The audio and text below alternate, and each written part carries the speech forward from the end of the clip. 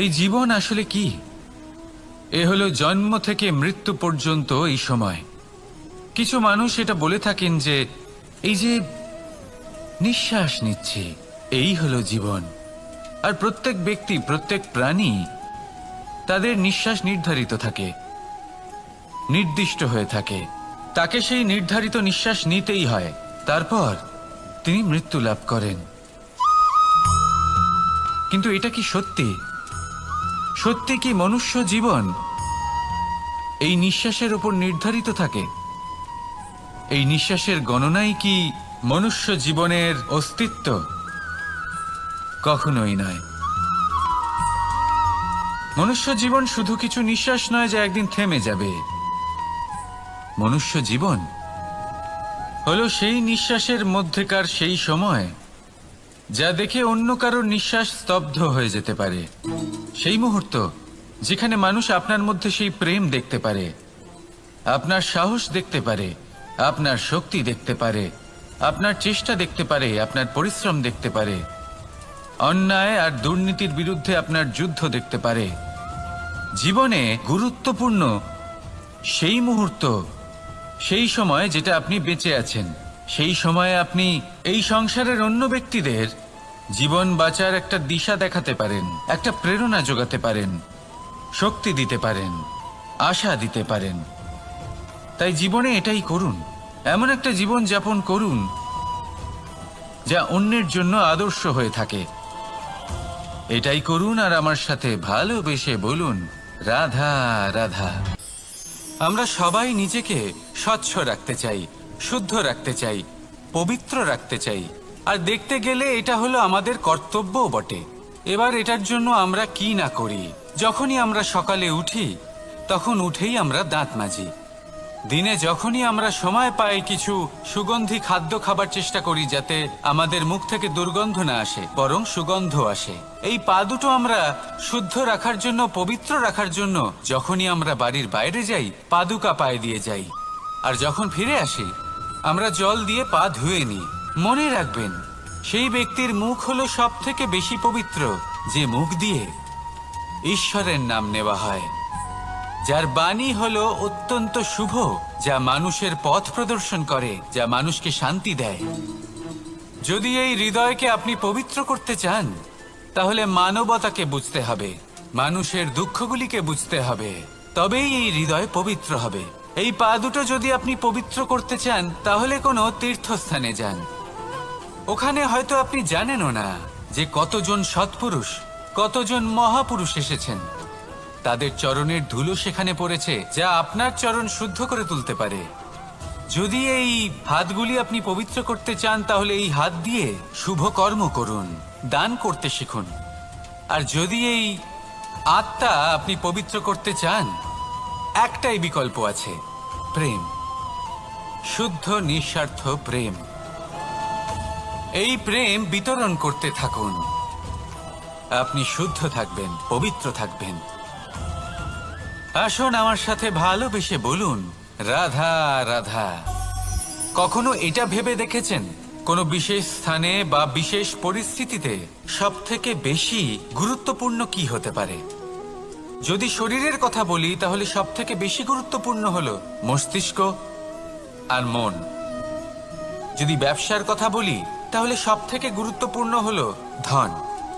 রাজ্যের বিষয়ে কথা বললে সব থেকে গুরুত্বপূর্ণ হলো রাজা।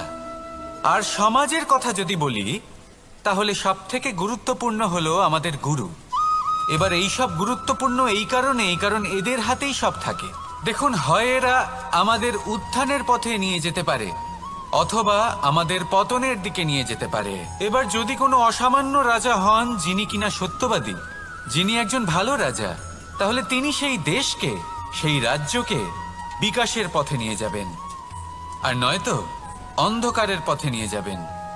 যদি এবার গুরুর কথা বলা হয় তাহলে জেনে রাখুন, গুরু যদি শ্রেষ্ঠ হন তাহলে সংস্কৃতির সর্বশ্রেষ্ঠ স্তরে উনি এই সমাজকে নিয়ে যাবেন। যদি গুরু পাখণ্ডী হন, লোভী হন, লালসাগ্রস্ত হন, তাহলে এই সমাজেও এই পাখণ্ডতা, এই লোভ, এই লালসাই প্রকাশিত হবে। ঠিক এইভাবেই জীবনে, মানুষের জীবনে প্রেমেরও এক গুরুত্বপূর্ণ স্থান রয়েছে। যদি মানুষের মনে প্রেম থাকে তাহলে ধরে নিন সে জীবিত রয়েছে, আর যদি না থাকে তাহলে সে মৃতই প্রায়। যদি রাধা কৃষ্ণের বিষয়ে কথা বলি, বলবো কৃষ্ণের জীবনে যদি রাধা থাকে তাহলেই কৃষ্ণ হলো কৃষ্ণ, আর যদি রাধা না থাকে তাহলে কৃষ্ণ হলো যে কোনো পশুরই সমান। আসলে পশু থেকে মানুষ হওয়ার এই যে যাত্রা, এর আধার হলো প্রেম। এই প্রেমকে মনে জাগ্রত করে রাখুন আর আমার সাথে ভালোবেসে বলুন, রাধা রাধা। প্রেম, এই প্রেম আসলে কি বেশিরভাগ মানুষই বুঝতে পারেন না, কিন্তু এটাতে তাদের কোনো দোষ নেই, কারণ তাদের কাছে প্রয়োজনীয় জ্ঞানই নেই। এবার প্রেমের বিষয়ে আজ আমি একটা ছোট্ট কথা বলতে চাই।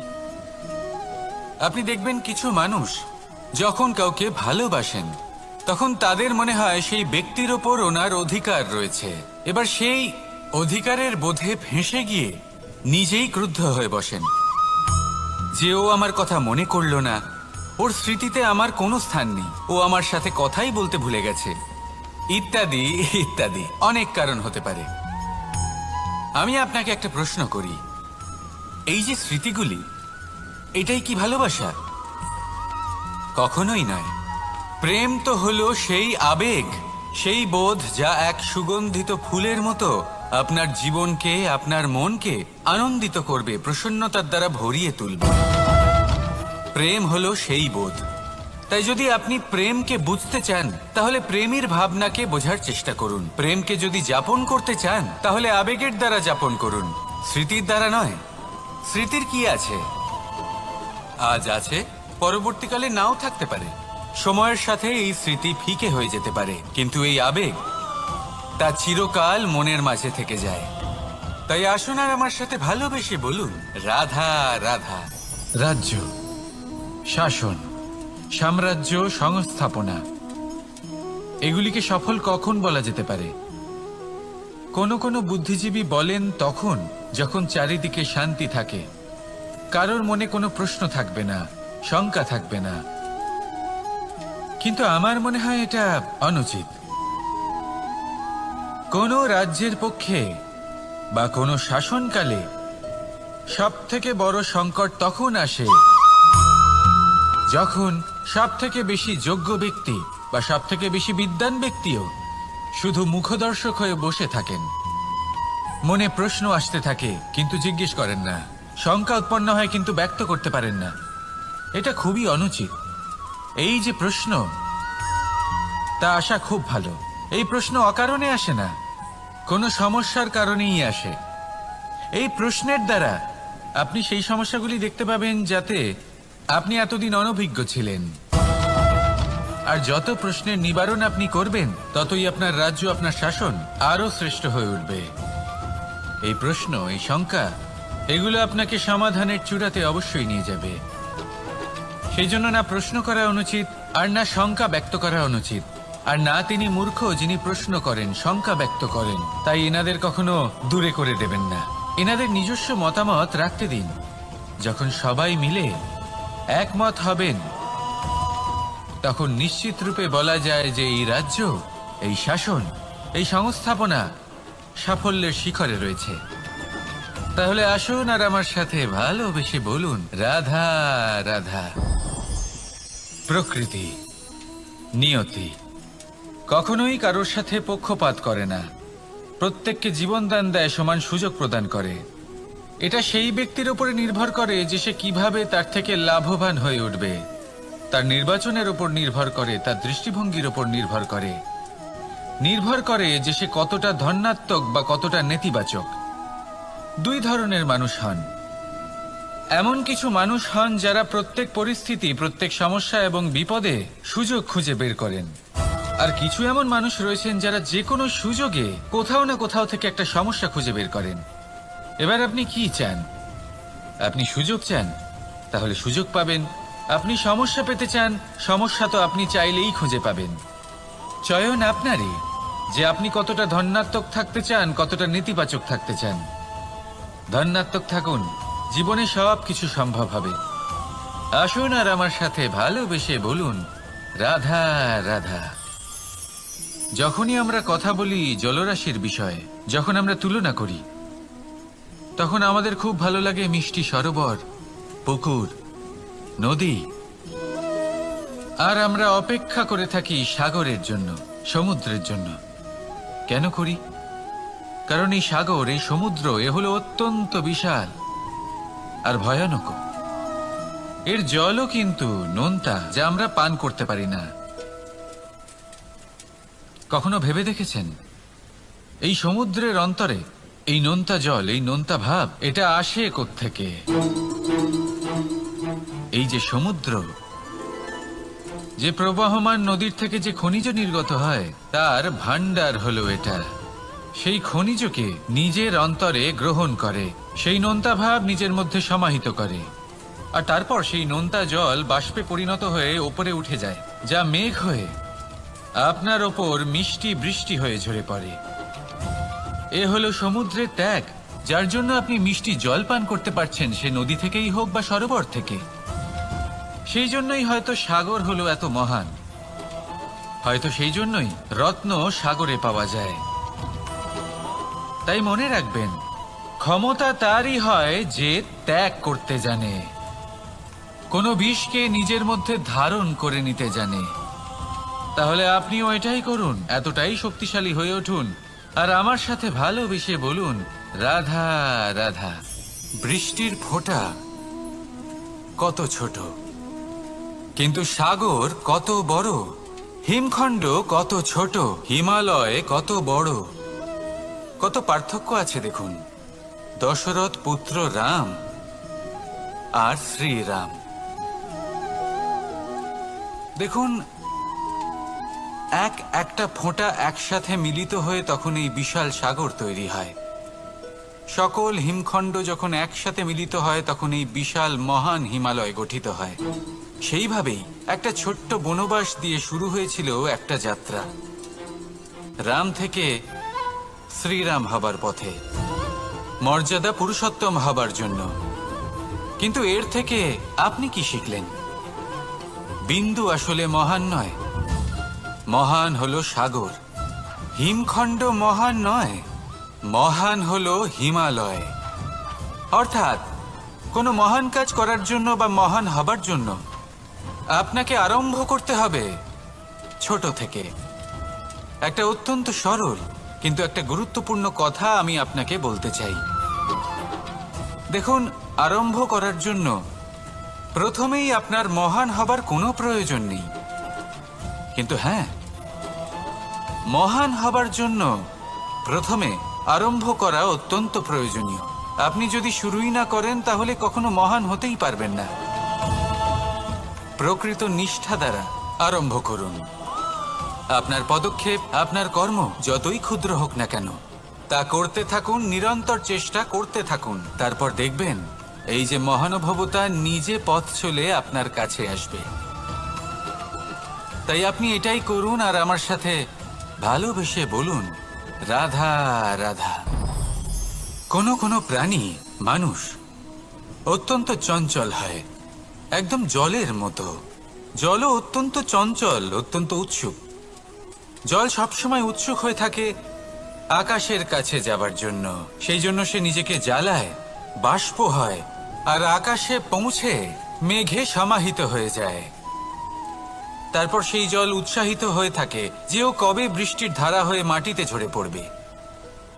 প্রখর বায়ুর বেগ সহ্য করে, তারপর মাটিতে ঝরে পড়ে। এটা জল কিভাবে করতে পারে? তার উত্তর হলো এটাই যে জল যাত্রার উদ্দেশ্য আর মাহাত্ম্য বুঝতে পারে। আর সত্যি বলতে এই যাত্রা কিন্তু অত্যন্ত গুরুত্বপূর্ণ। দুর্ভাগ্যজনক বিষয় হলো এটাই যে মানুষ, তার নিজেরও একটা যাত্রা থাকে, কিন্তু সে তার মাহাত্ম্য, তার উদ্দেশ্য বুঝতেই পারে না। সে শুধু ব্যস্ত হয়ে থাকে লক্ষ্য প্রাপ্তির দিকে, কিন্তু জীবনের যে আসল সুখ রয়েছে তা এই যাত্রার মধ্যেই লুকিয়ে রয়েছে। সেই জন্য এই যাত্রা যাপন করতে শিখে নিন, এর আনন্দ উপভোগ করতে শিখে নিন। কারণ যে ব্যক্তি এই যাত্রায় আনন্দ নিতে শিখে যান, আনন্দ উপভোগ করতে শিখে যান, সে নিজের লক্ষ্যে নিশ্চিত রূপে পৌঁছে যান। তাই নিজের এই যাত্রার প্রত্যেক মুহূর্ত উপভোগ করতে থাকুন আর এই আনন্দ সহকারে বলুন, রাধা রাধা। কথোপকথন অত্যন্ত গুরুত্বপূর্ণ। এটা প্রত্যেক সম্পর্কের জন্য, বরং জীবনের জন্য অত্যন্ত গুরুত্বপূর্ণ। যদি কথোপকথন না হয় তাহলে আপনি অপর মানুষকে বুঝবেন কি করে, বা উনি আপনাকে বুঝবেন কি করে? এবার কথোপকথনের দুটি পদ্ধতি থাকে। প্রথম হলো আপনি সামনের মানুষের কথাটা বুঝতে চাইলেন। দ্বিতীয় পদ্ধতি, আপনি নিজের কথা সামনের মানুষকে বোঝাতে চাইলেন। বেশিরভাগ সময় এটা হয় যে এই কথোপকথন ঝগড়াতে পরিণত হয়। কেন এমন হয়? কারণ না আমরা নিজের কথা সামনের মানুষকে বোঝাতে পারি, না সামনের মানুষ আমাদের বুঝতে পারেন। এটা কেন হয়? কারণ আমরা সামনের মানুষের কথাটা শুনি, কিন্তু সেটা বোঝার চেষ্টা করি না, তাকে উত্তর দিতে চাই। জীবনে সামনের মানুষের কথা শুনুন তাকে বোঝার জন্য, দেখবেন সব ভালো হয়ে যাবে। কারণ যে কোনো প্রশ্নের উত্তর আর যে কোনো উত্তরের আরও একটা প্রশ্ন, এটা শুধুমাত্র ঝগড়া সৃষ্টি করে। বরং সামনের মানুষের কথা শুনবেন শুধু তাকে বোঝার জন্য, তার কথা বোঝার জন্য। এই কথোপকথন প্রেমকে জন্ম দিয়ে থাকে। তাহলে আপনিও এটাই করুন আর আমার সাথে ভালোবেসে বলুন, রাধা রাধা। অমৃত আসলে কি? আমরা সবাই জীবনে অমৃত লাভ করতে চাই, কিন্তু এই অমৃত আসলে কি? এ কি অমরত্ব লাভ করার কোনো মন্ত্র, নাকি সামনে এগোনোর কোনো পথ? নাকি অমৃত সেই রস যা অসুর আর দেবতারা সমুদ্র মন্থন করে লাভ করেছিলেন? নাকি সেই ওষুধ যা ঋষি মুনিরা ভ্রমণ করে খুঁজে বের করেছিলেন? অমৃত যদি কিছু হয় তাহলে তা হলো আশা। কখনো কোনো মাতাকে দেখুন, উনি নিজের সন্তানকে কত আগলে রাখেন, তার যত্ন নেন, তার পালন পোষণ করেন।